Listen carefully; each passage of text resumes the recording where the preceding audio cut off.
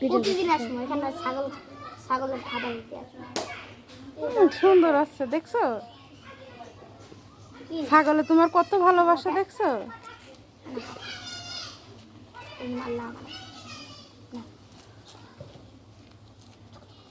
আদর করতে হয়, ছাগলটা আদর করলে দেখবে তোমার কথা শুনবে, তুমি আদর যদি না করো তাহলে শুনবে না।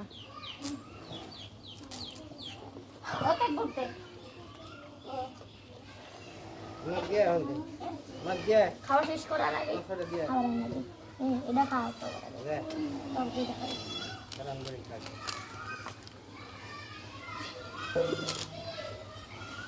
আর ওইটা খাবার ছাড়া কিছু বুঝেই না।